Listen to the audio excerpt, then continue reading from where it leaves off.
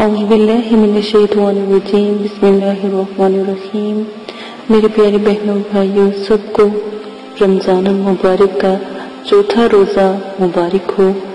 آج جو میں آپ کو رمضان المبارک کے چوتھے روزے کے بارے میں جو بتاؤں گی اور اس کے عمل کے بارے میں اور جو طریقہ آپ کو بتایا جائے گا بالکل وہی طریقہ آپ اختیار کریں گے تو انشاءاللہ اللہ کے حکم سے جتنی بھی برکتیں اور فضیلتیں ہیں اس کے بارے میں بھی آپ کو بتایا جائے گا اور اللہ کی طرف سے آپ پر رحمت ہوگی۔ جب آپ کا روزہ چوتھا ہو یعنی نمبر 4 روزہ ہو رمضان الکریم کا تو بعد نماز فجر جب آپ دعا کرنے لگے اس سے پہلے سورہ فاتحہ 40 مرتبہ آپ پڑھ لیں اور سجدے میں جا کر جو بھی آپ کے دل کی تمنا ہے دعا ہے وہ آپ مانگ سکتے ہیں۔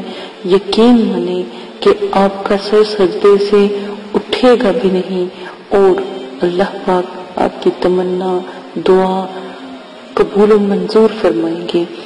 جب جیسے ہی سورہ فاتحہ کے بعد یعنی فجر کی ادائیگی کے بعد نماز ظہر آئے تو یا حیو یا قیوم یا حیو یا قیوم 133 مرتبہ آپ پڑھیں تو انشاءاللہ اللہ کے حکم سے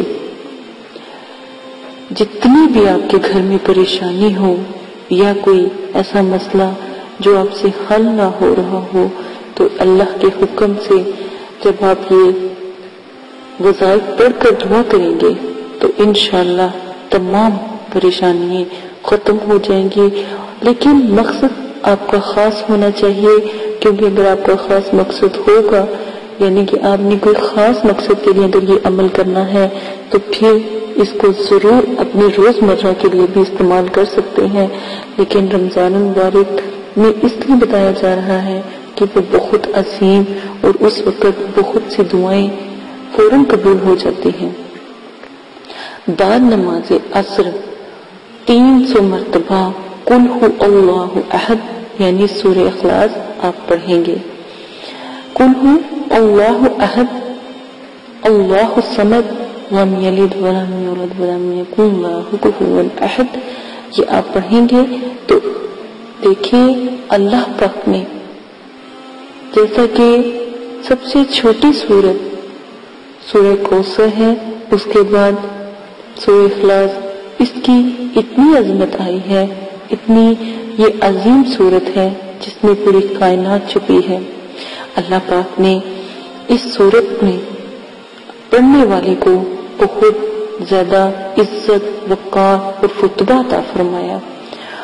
اگر کوئی اس سورت کو 3 سے 4 مرتبہ پڑھتا ہے تو پورے قرآن پاک کا ثواب اس کو ملتا ہے۔ تو آپ ان دنوں میں جب 70 مرتبہ ثواب کی امید ہوتی ہے تو یہ عمل ضرور کریں اور 70 مرتبہ یعنی جب عام دنوں میں ہم یہ عبادت کرتے ہیں تو 1 مرتبہ کا ثواب ملتا ہے، لیکن جب ہم اس عبادت کو رمضان الکریم یعنی رمضان المبارک کے دنوں میں کرتے ہیں تو اس کا ہمیں 70 گنا زیادہ ثواب ملتا ہے۔ تو سوچیں کبھی آپ نے پوری زندگی میں بھی اتنے قرآن پاک نہیں پڑھے ہوں گے جتنے کہ 300 مرتبہ قل هو اللہ احد پڑھنے پر آپ کو جس کا ثواب ملے گا۔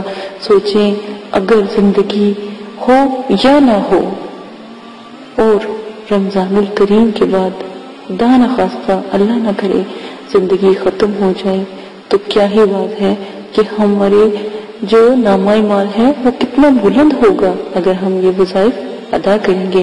اسی طرح جیسے ہی نماز مغرب آئے تو سورہ والتین والزیتون یہ والی سورت ہے اور 11 مرتبہ آپ نے یہ سورت پڑھنی ہے۔ اس سے یہ ہوگا کہ پوری زندگی جب تک آپ زندہ رہیں گے آپ پر کبھی فاقہ نہیں آئے گا اور اس کی بدولت آپ کے پورے گھر میں کبھی فاقہ نہیں آئے گا۔ بعد نماز عشاء سورہ مزمل 3 مرتبہ بس آپ پڑھیں گے. سورہ مزمل صرف 3 مرتبہ پڑھیں گے.